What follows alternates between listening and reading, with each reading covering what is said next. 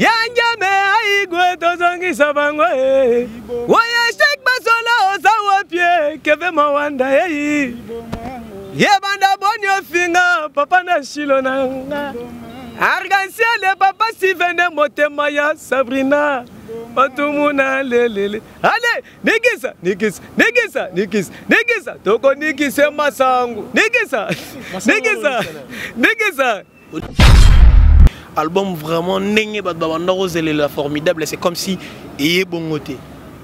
Sur lundi na ba trace au mon impact album moi je crois que ba congolais ou bien batou en général sur bazo lobali kambu il faut bazala na ba preuve tangible palpable. Et puis ce qui te tue pas te rend plus fort. J'ai compris comment les gens ils sont. Les gens baza au rendre bolamu ya koleka ebele. Mais il y a sur une opportunité au salaud et un vrai mabé à quoi hésiter.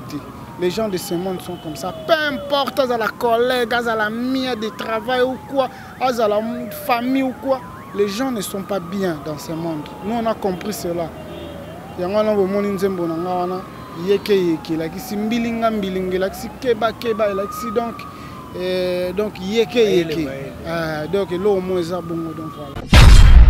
Bibi Makaba, ça dit par rapport au message qu'on a reçu, Bibi Corinne Makaba en complicité avec Papi Kakol Yamachine, vous avez participé à départ, il y a des musiciens Belair, Bossara, musiciens Belair, et Baranaka, c'est une musique à maison, mais moi, Kana, il a habité ce qu'on parle là, il m'a posé à présent, Sogo répond Nani. Ce ne sont que de fausses accusations. Je crois que tout le monde a été contentieux. Ce ne sont que de fausses accusations. En ce qui me concerne, donc je parle pour moi. Donc voilà, je suis guitariste, je fais que de la guitare. Si on a besoin d'un concours, je le fais. Si j'ai le temps, si je suis disponible, je le fais. Et je suis administrateur aussi dans l'orchestre. Mais il m'est arrivé jamais dans la vie, dans la croque à jambes, ou à zolinga percé, dans la kalelenzela. Par contre, nous bundela batu mususu babiso Corinne Makaba, to bundela batu mususu ezaki le roi de la forêt talier babi oyo kututé. Mais lobi ya kuté na podium yango oyo pena boyo ka te po anini. Na mo bino bo comprendre te. Lobi kuna ya kuti eti ya mesani na yepe mutongo pa bimi pe album pe ya yembi pe le lobo pe ya komo lega na TV pe tam suba zo loba zo kumisa donc voilà.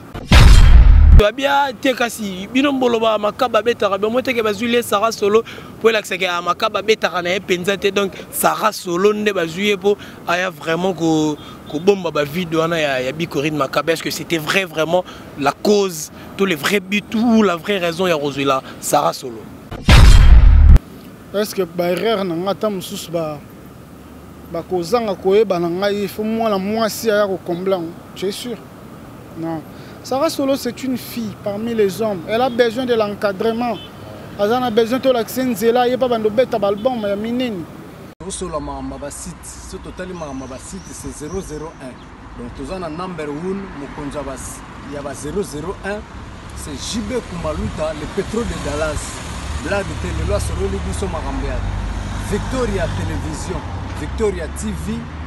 Et il y a mon papa Siga, il y a donc total la Victoria TV na nenga ilusa na nenga makambo potozo ba news alelo donc le pétrolier de Dallas otoyoka yoka baloba JB Kumaluta le pétrolier a Elbiso Victoria TV donc aluta continue Victoria certa amen tous ensemble quoi total la Victoria TV oya les boss les patrons JB Kumaluta Yabino Sida Bile l'a confirmé nana roboya donc biso tout s'abonner massivement na ndenga idéologie ba européen botondana bobolanda ba faire ya mboka ya par-ci par-là donc number 1 na bango c'est JB Kumaluta le pétrole de Dallas tous ensemble Sida Bile la ndenga ilusa Victoria certa amen tiki tiki.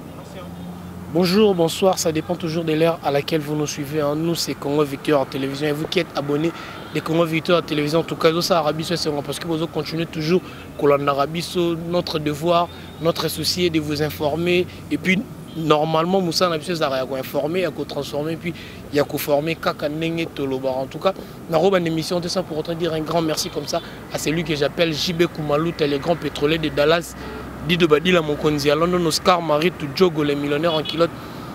Tout la semaine passée, l'actualité qui vraiment est belle, et maintenant aujourd'hui, tous les artistes, musiciens, guitaristes, Abet Arabongo, il y a un groupe, il y a une musique à maison, mais pas les phénomènes.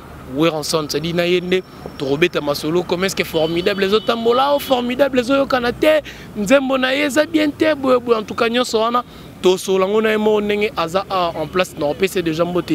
Bonjour Makaba. Bonjour Isaac. Mon Nenge ni santé à groupe et puis à Yomogo Maramoto. Non, santé à groupe est normal, groupe est tourné en plein régime. Et puis Ngamoro Nazanangai, toujours en forme. Tout à ça la grand boulot parce que Kobet a déjà un album, il y a plus de 26 titres. Et ça facilité. Et toujours se réjouir en même temps. Et puis toujours le Bapé, merci Nanzambe. Toujours rendre grâce naé parce qu'à protéger Bisso déjà à la fin de l'année. Nous allons Salami Kitoko. Nous avons payé que auto lobela qui en bimi. Donc on ne peut que dire merci. D'abord on a fanatique. On va recevoir Nzembo très bien parce que ce total le nombre de vues déjà sur YouTube, toujours qu'il n'y a plus de 80 000 vues. Il y a Nzembo donc on ne peut que s'en réjouir quoi. Merci Naba Mélomane, merci Naba Oba soutenir Abisso, Boza éparpillé à travers le monde entier donc voilà quoi. Et voilà par rapport à l'album formidable parce que Togo Bimana année 2019 n'a habité Binomono bana il y a musique, il y a le roi de la forêt. Vous sentir que au moins album parce que tu as un message de partout, album vraiment nenge badbanda rose la formidable, c'est comme si il est bon côté. Sur lundi na ba trace au mon impact album moi je crois que ba congolais ou bien Batou en général, sur bazo lobali kambu il faut bazala na ba preuve tangible palpable. Ozo vraiment pour la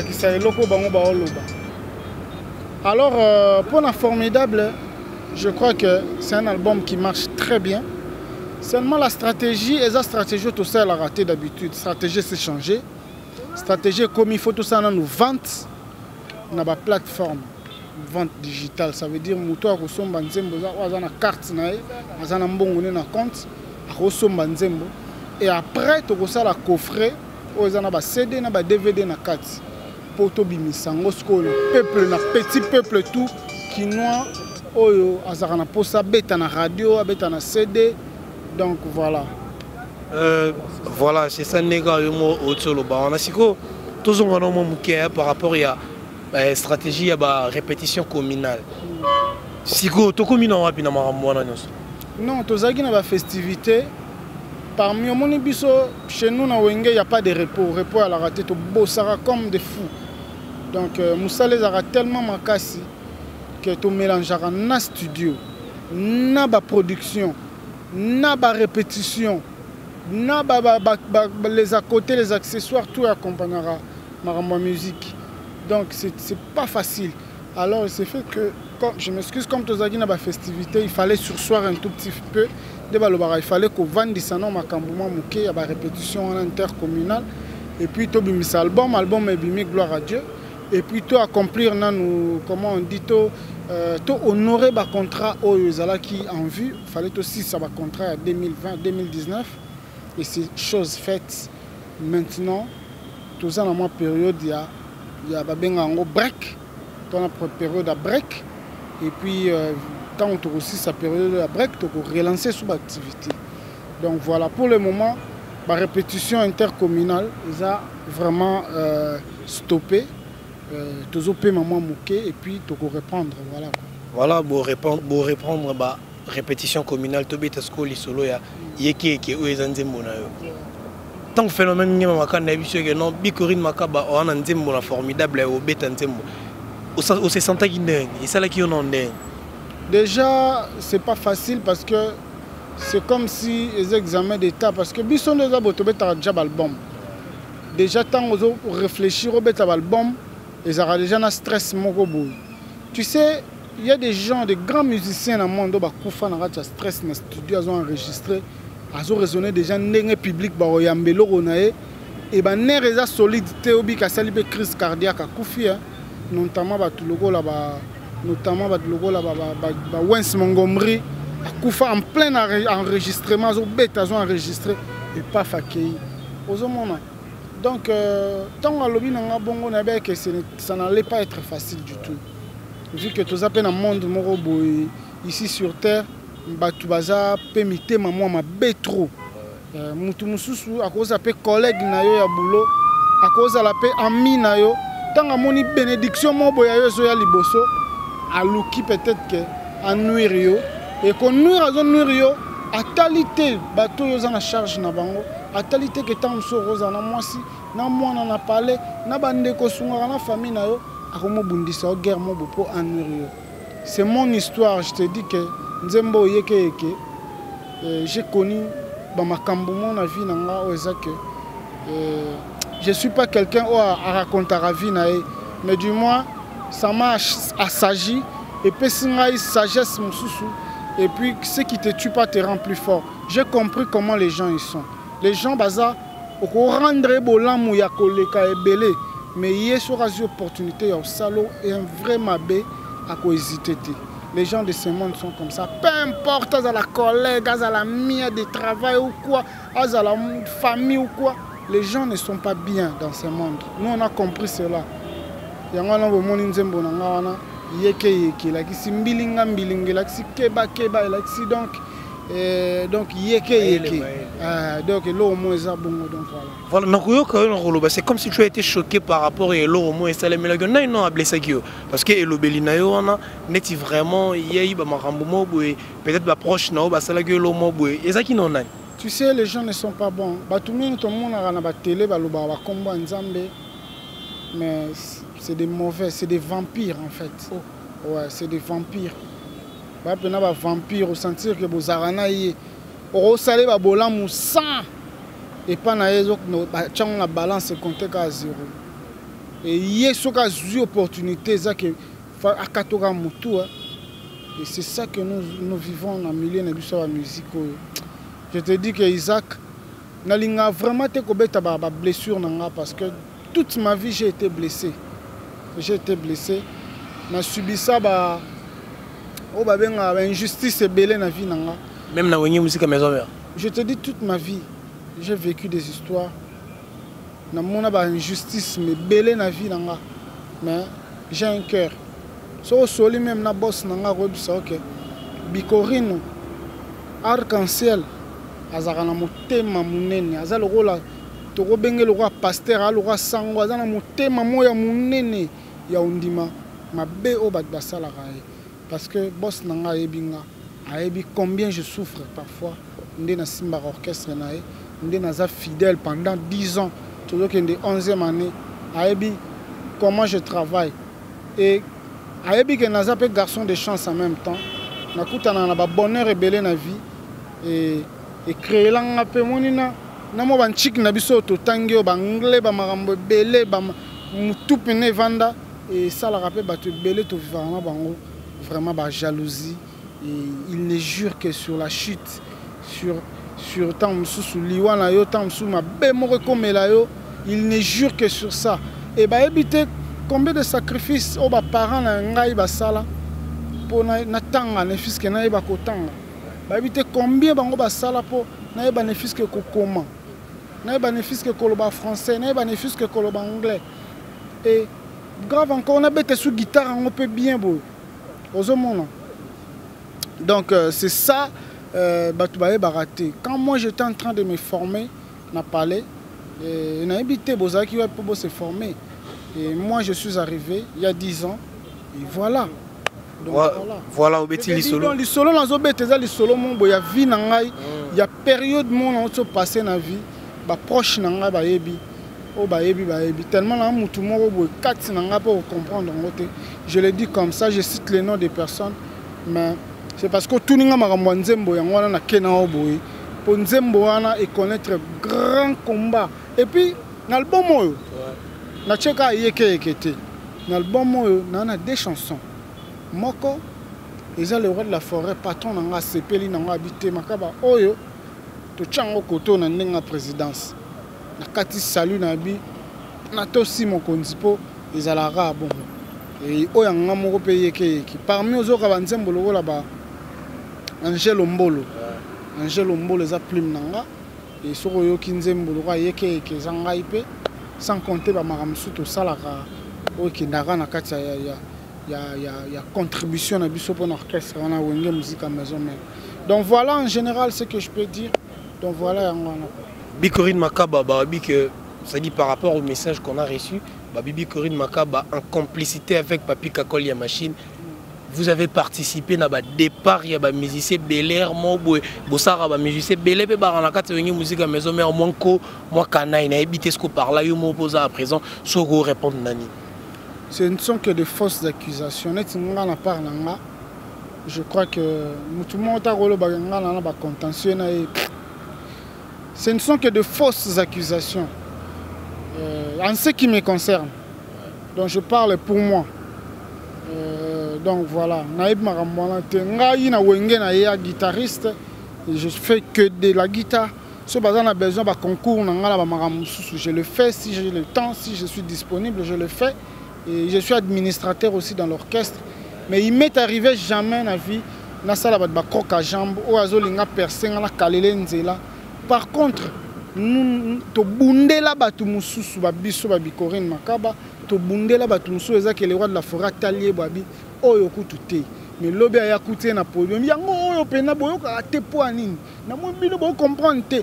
Lobi kuna ya kuti eti mesani na yepe mutongo pa bimi pe album pe ya yembi pe le lobo pe akomo lega na TV pe tamsu bazo loba zo kumisa donc voilà on a contribué na ba vie ba te belé, ça ne sert à rien.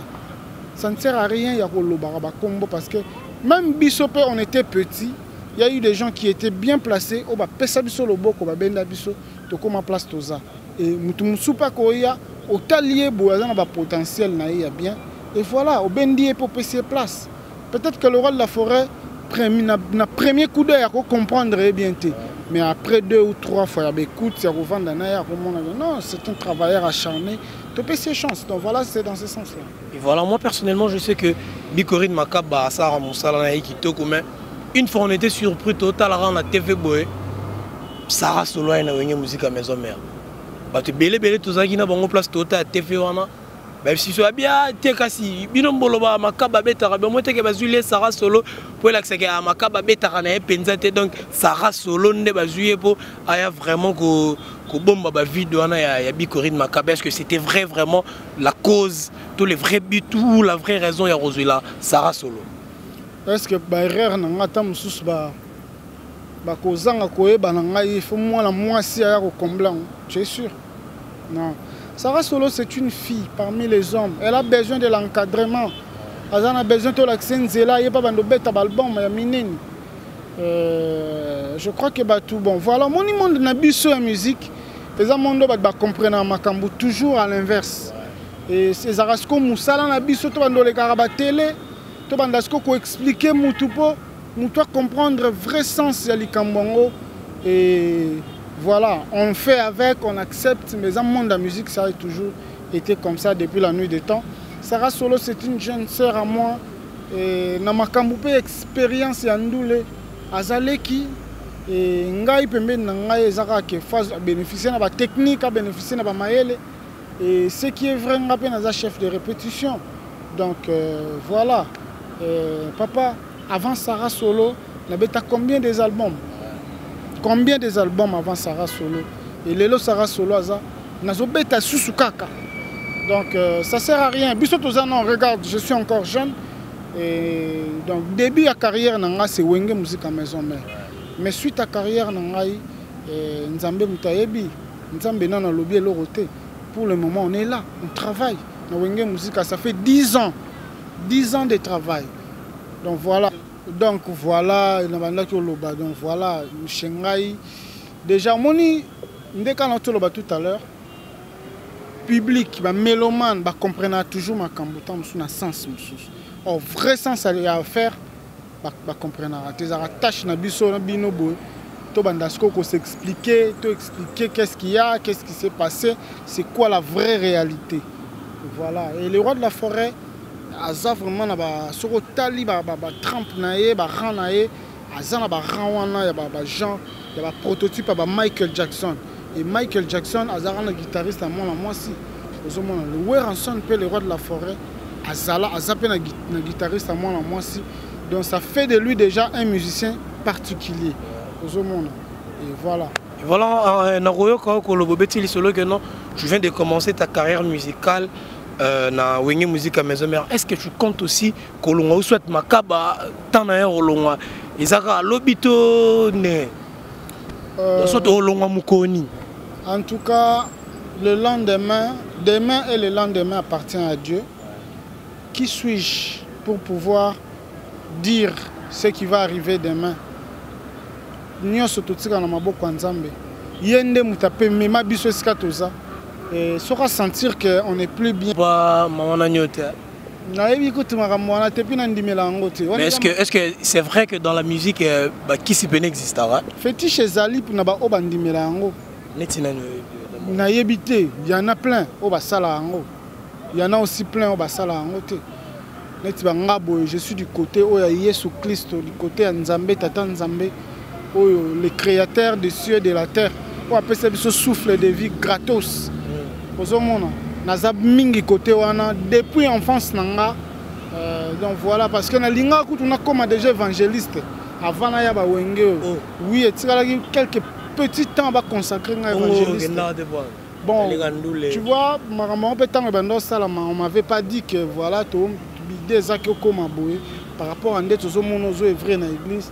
Mais c'est arrivé comme ça. Un jour, je me suis décidé, bon voilà, je vais essayer. Voilà, dans Yapé Wenge. Et puis on a appris que voilà, qu'il y a commis déjà, voilà. Mais Bikorino, Big qui ou pense à l'angoto, ça la rappelle que tu mais tu comprends, tu es en pleine émission, il y a ma papa, bouena, ma chaussette. Oui, ça te connaît pas, mère, moi, bouena, sûr que non, pour que cette émission n'a pas la tagabo. Oh, ça, waouh! Formidable. Formidable, oh, ça, waouh! Formidable, ça, Lukasika. Donc, voilà ta body, moi, chemise, limba, limba. Moi, chemise, limba, limba. Moi, les papa, na chaussette, na makolo. Et ça, look na biso formidable. Et ça, na ngote, qui c'est non. C'est vraiment ma mission, je me makolo. Non, wana. Wana na habite pas na biso ba mbata makolongulu ba la raté. Soko makolongulu le roi de la forêt au bengana yo. Biso to. Je sais pas trop, na habité hein. Na yoka ba bilo moi bongo mais je sais pas oyebi mutu mo atam. Eh nenge de jobi go kaliso mo bongo se ko yebi pena comme musicien. Non, na habité. Ngala otangela. Oui, vas-y si tu veux. Bina filé Hugues. Oh, Hugues. Oh, Hugues. Ah, Hugues yo yebi Hugues azamuta. Ya kulu dimba, ya zamuta kulu dimba zamuta ba makambu moko boye déjà na bossa na pe ko annoncer on a public. Ezaki surprise. Na kenda ko luka Hugues bina filé pour ayemba na kokonae. Parce que nga vision nga ezaki en fait na sa la carrière ndenge ba velu tumba ba sala. Parce que le loto robot la Nicodème micro te na yemba na place à Nico. Tona senga le roi de la forêt boss s'il te plaît pesanga pe na yemba. Non, non, non, non. Ngana Zanano, guitariste. Et je me suis dit pourquoi pas dans ça le moment hors du commun. Nakena la Luka Hugues. Même si frère écoute, j'ai une chanson. Mais Nzembo no mona foyo yemba on a kokona. Na proposé et payer ke kayoka palo là dans le roi de la forêt. Nde bozoka featuring wana entre Wera na Bina Filé. C'est signé Bikorine Makaba. Donc Nzembo nanga yango. C'est un garçon bien. Na zope temps Yakobe Télétour na palais. C'est un garçon bien. Sera Tambola Makolongulu, je crois qu'il a ses propres convictions aux autres et Azala Bongo. Mais je connais pas grand chose là-dessus. Je connais pas grand chose. Mais Ebika que c'est un musicien oyo a éblouissant jour à Liboso na kenda na abeta na la zamba na vanda na ba chef nanga sebondo ya machine. Tozo tala bina filazo beta en tout cas. Abetaka 3 chansons. Et tant que Zobeta, concert Mobimba Betaka 3 chansons. Nesko Nabime, Moutoyo. Donc, à captiva qui esprit Nabiso en tant que Bambiaka Pe Andoule. peut-être non. Donc depuis ce jour-là, côté non, fallait yembana le roi de la forêt et la bénédiction le roi de la forêt tout ça là kiango yeke yango na plus de 80 000 vues na YouTube. Donc voilà quoi. Voilà, félicitations déjà. Bikorine Makaba Arc-en-Ciel. C'est qui ton idole dans le monde de la guitare? Idole Noël? Bien sûr, absolument. C'est Alain Makaba Prince. Moi, la Monteketa, ordinateur 48 mémoires. Donc c'est Alain Makaba. Premier solo, on a été dans la vie. Jour et on a parlé.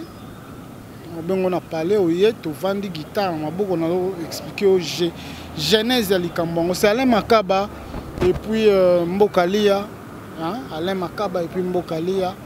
Et puis Toyo Kaskoba Flamme Kapaya. Tito évolué les lobos. Wana na Congo. Mais les bandes peine na ba idole. Autant so yebité ba logo ba George Benson, ba Wens Montgomery, ba logo là ba Django Reinhardt. Ozomona. Donc voilà, c'est dans ce sens-là quoi. Voilà, autant que déjà ba combat il y a ba idole na yo, voilà to kesiko aux jeunes. Nengote la ba massa na bino ba beta ba guitare wana, ça dit soto bito no chapena ba Mark House, to ke koto ba Mayankamba, to ke koto ba guitaristes ils sont tellement nombreux. Nengote la ba ngwana. Nani pena oyo mona ka ke masto azobeta bientôt masto nengazo kende eke bien. Ope ba beta ma BP au lobby. Bazé belé o ba beta bien na Congo. Mutu to sa bonne musique na Congo to betela ke maboko. Ozomona Bazé belé, il y a des amis, le roi Tolbert Solo, il y a qui d'autre? Bazé belé, o ba betara bien. Voilà, o ba sa mutu tout a betara musique bien. Ce que Betty Nabar Babini, c'est que c'est un bon musicien. Et bateau tout babetara na ba grand orchestre, o betara ba grand disque. Donc voilà, déjà babetara bien parce que leader mo beta ko linga non azana musicien mo betara mabe. Non, je crois que en général c'est ça. Mais nga nazana ba référence. Ba ya na nga loga ba chocho. Obi chocho. Chocho. Oui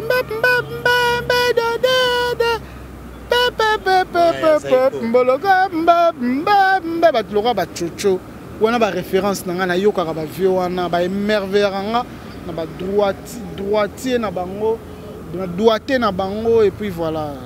Mais c'est comme si Bikorine Makaba entre ba Mayankamba ba frère on a c'est comme si Eloromo et Simba rappelate parce que autant que les biso ba Tolbert c'est vrai ba Tolbert beta na bango peut bien mais au biso non soto ebi que ça nani Mayankamba et puis na frère na biso mususu abeta pas fait rigola mais netiga yona Mark House netiga yona bango c'est comme si et ken na rapenate parce que au kimiongo pena nengo stratégie donc si biso na ba chocho banini papa obiga ngana za meneur de jeu équipe nationale d'abord il y a Congo wenge musique za équipe nationale tout so lingo comme la dernière division ya musique faut ya na wenge vous comprenez tant na zo loba boena e bi maram na loba parce que biso to za bato to benda génération master morote ya génération lelo ata yesika so nga beta ba webi c'est faut yoka Makaba Bikorine Makaba faut yoka Arc-en-Ciel wana yoka nenga beta et yana o ba copier na solo na beti tant po biso ba rep za télévisé ba biloko soke yena minute wana e bimio bo mutu mo alandi ayibi yango ka ba ko tsona na bango. Donc voilà nga nazo tanga marambo équipe nationale. Nabiso Tolbert as un musicien, il y a équipe nationale quelque part. Donc voilà. Donc naboité ba betaka o to betaka bien to yoka part donc voilà. Moi c'est Bikorine Makaba, le gars qui draine toute une génération derrière lui quoi. Bozoka ba grand album. Na betaka te au monde single donc générique moko na chamoko e beti te. Nga na betaka ba album. L'album il y a les rois de la forêt Weranson Mokonza Banyama na betaka album na de la jungle papa formidable na betaka album il y a Wenge to beta peka li solo Mark House beta album a fait rigola Biko Makaba Arc-en-Ciel to sola yeke to sola formidable yango ne makambo papa hein to sola formidable to le boss tatili to na Luanda mukolo yeke les boss tatilito 98%. Oui, Mélène. Boss tatilito. Très, très, très puissant. Na ebisio Isaac. Très, très puissant boss tatilito. Motema ya maman Katarina Lelo. Donc, boss azana Luanda, azana Angola, azana na Mushinda. Le boss tatilito na Mushinda.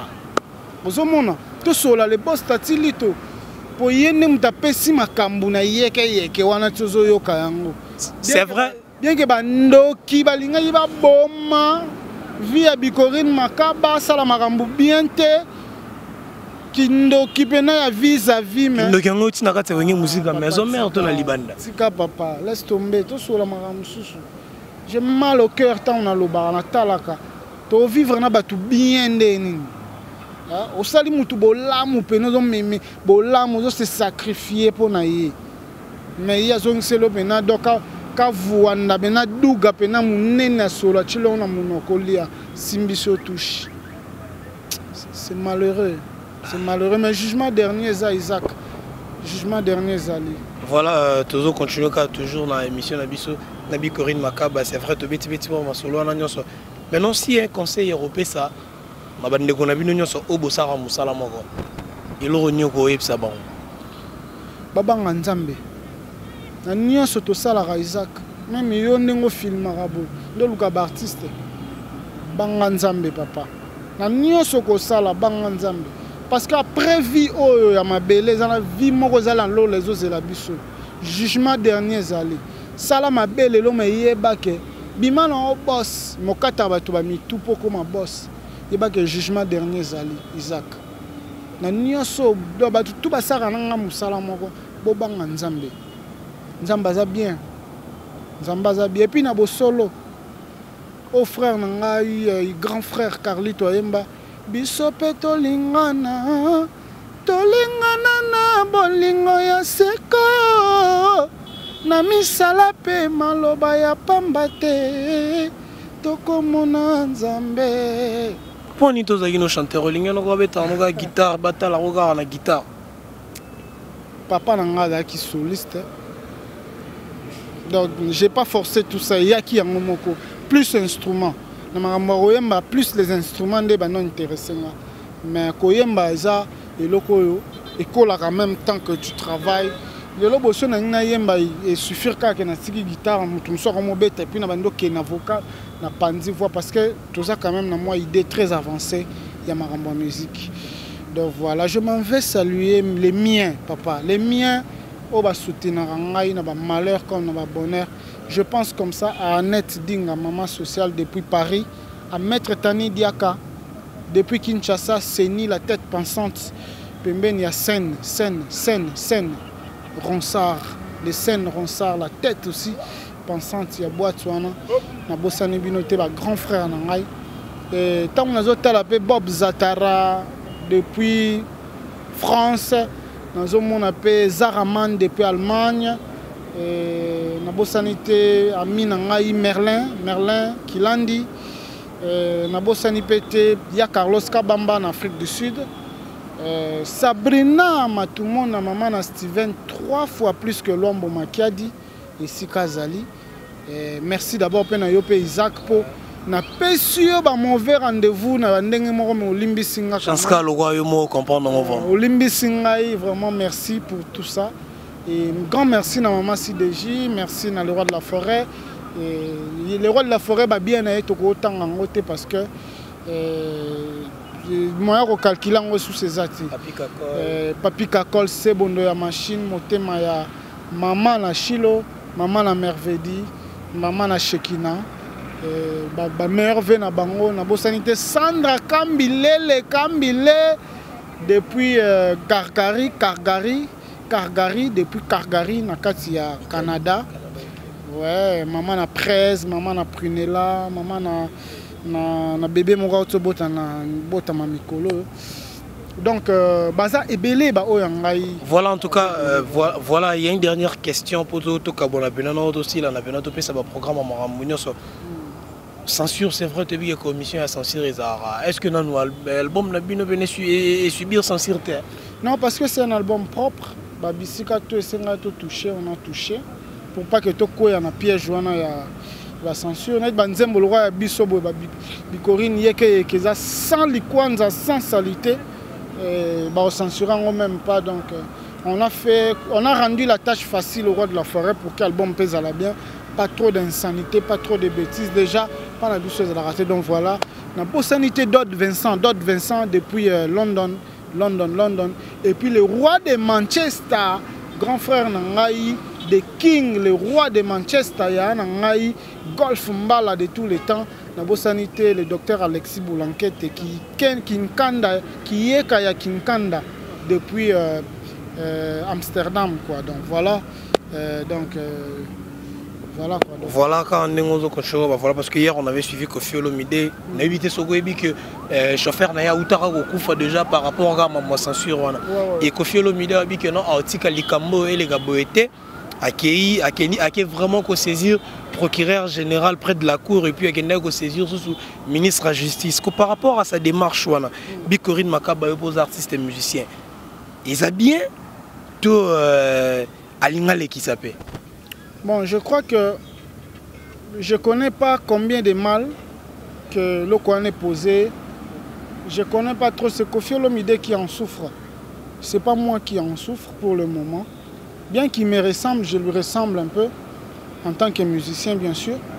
Mais je crois que devant la justice, chacun est responsable de ses actes. Donc voilà, ce qui les concerne ne me concerne pas. Bien qu'on peut être tous des artistes, mais la justice est ce qui parle en mouto à l'encontre de la justice. Bien mouto ça va contentieux la justice, il y a un okendeko samba. Donc voilà, je ne sais pas trop cette histoire là, c'est un problème qui est propre à Koffi Olomide, à monsieur Koffi Olomide et c'est un intellectuel aussi, un grand dans la musique. Nabi Karojirango et très bien. Donc voilà, je sais pas, je peux pas condamner sa démarche ou prôner cette démarche là, mais tout simplement j'ai dit que il va trouver sans doute une solution par rapport à tout ça. Donc, voilà. Et voilà, c'en est fini. Je ne sais pas s'il y a un numéro de contact ou au Coco ça peut facilement parce que les musiciens peuvent boire à moi, genre, couper son numéro de téléphone, netiga à moi. Non, un numéro, il y a un problème. Avant, on a numéro, on a présenté Bino. Animateur Morope Tozana et comme on a Golba Tchèque Golbert Mikolo Bazobenga qui Bomango donc ayaki nangape Golba vous avez dans Golbert Mususu Tozana Golbert Mususu Golbert escalier wana Golbert escalier mais il y a Golbert qui Bomango il qui Bomango mutabwa qui générique taxi jaune na Diego Banmi balé Diego bois qui jeune ya bois qui bomango donc hier yo tam suba bazo yoka mais bazo ebate on a passé moi deux questions moi nini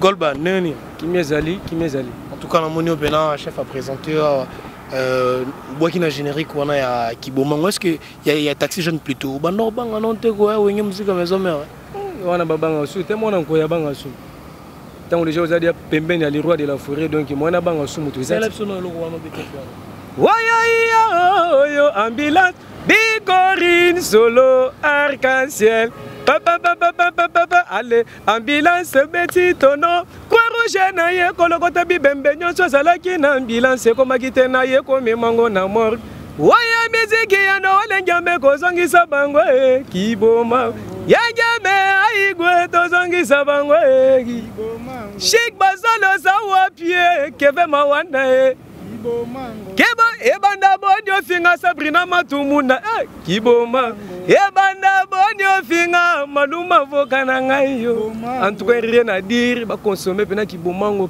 taxi jaune sans papa Steven Mokonzi nanga ndinga vandi donc il défoité. Est-ce que même ça déjà que boire alors l'ambulance parce que yo pesa na kota no pe mo muki wana o boire alors l'ambulance mais na cri na yo o bigeno ambulance oyo we ko logota ambulance et c'est l'accident na nzele baloki o mote ke wana epeka na musique on a pas problème bala moko na musique on a pas problème parce que ngapla na ndenga ba bufanga na doyen na bango tout ba yeba kutinga ngana za muto pena donc les rois de la forêt bomba kinga na kata chambre vous comprenez parce que papa azara autant on se benga déjà que nos phénomènes doit ça mutabika moko donc papa bomba qui tant monique notre côté c'est que atebi to sani abeti tono le abeti tono c'est que to bengele croix rouge pena papa Steven azape bengi bana mo Bikorine Makaba papa toleka ya omona zongisi bon Bicorine solo arc-en-ciel tolokota ka bango yo yo ambila ngana ko bwaka lokola soi-disant oya Bicorine solo arc-en-ciel tolokota ka bango tobwaki oya yo ambulance beti tono Rouge na ye kolokota bibembe nyonso azalaki na ambulance ekomaki te na ye komemango na morio waya mitiki ya na olengiambe kozongisa bango ya njame aigwe tozongisa bango waya shek basola ozawa pie keve mawanda ye banda boni ofinga papa na shilo nanga arc-en-ciel papa sivene motema ya Sabrina Matumuna lelele. Ale, Nikisa. Toko nikise masangu. Nikisa. Onikisa ka ambulance, yoka ambulance ka mutu musute ka ambulance ka. Ko beta kripo na mutute, papa nanga la tse biso ko finga te ko chrétien mututi. To pesa ka message. Na mulai naye, na munikusa naye, na munene naye, na konikiso masangu ale. Nikisa. Webina to bina. Voilà, en tout cas, tu robé tes pénales solo prochainement pour te zopena tant moulin parce que le les aïe kana makaba il n'a eu ne te bêtis moi les solo mais prochainement je te promets non royamba pénal te bêter les solo kaka vraiment ne je sais pas moi moi t'es à 2 personnes et puis to kabona biso. En tout cas vraiment voilà, on était avec les artistes et musiciens, on était avec Bicorine Makaba à PCLI à le Belly vraiment nous sommes arrivés vraiment à la fin. J'ai dit comme c'est un grand merci à l'œil derrière la caméra aussi à Darcel Izine en montage et puis à JB Koumalou les grands pétroliers de Dallas et aussi à Didi Badil à Monkonzi à London Oscar Marie Tudjogo les millionnaires à Kilote Oscar Marie Tudjogo les millionnaires à Kilote. En tout cas abonnez-vous massivement dans Congo Victoire à télévision. Borozwaka émission qui comme information qui retrouvez-moi prochainement dans une autre émission dans un nouveau numéro. Bye bye. Sur la site, ce total site c'est 001. Donc tous en number 1 Mokonjabas, il y a 001, c'est JB Kumaluta, le pétrole de Dallas. Blague de télé, sur le Libiso Marambéad. Victoria Télévision, Victoria TV, et il y a mon papa Siga, il y a ma maman, on a donc total la Victoria TV, na Ilusa, na Makambo, pour tous news à l'élo.